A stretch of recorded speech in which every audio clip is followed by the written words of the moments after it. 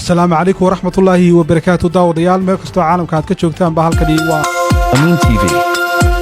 Michel Robin oo kiciyay dood cusub isagoo kula taliyay dawladdiisa Mareykanka inay kala qaadaan Soomaaliland iyo Soomaaliya oo Soomaaliya la xayiro Somalilandna laga reebo xayiraadaasi iyadoo lagu qiimeynayo waxyaalo badan warbixin ayaan idinka haynaa xogihii ugu dambeeyay ee tiro hoobiyaala oo lagu garaacay saaka madaxtooyada Soomaaliya Suldaan Maxamed Suldaan Axmed oo deeq lacageed u qaybiyay aflaatan qoys oo danyar ah xaafadda idaacadda ee Hargeysa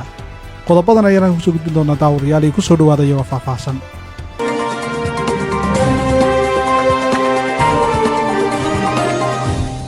Michel Robin oo ah khabiir sare oo ka tirsan macadka American Enterprise Institute isla markaana ah agaasimaha falaqaynta siyaasadda ee macadka bariga dhexe ayaa maqaal uu qoray ee ku dalbaday in xayiraadda fiisayaasha ee uu qorsheynaya madaxweynaha Mareykanka Donald Trump aan si siman loogu adeegsan wadamada Soomaaliya iyo Somaliland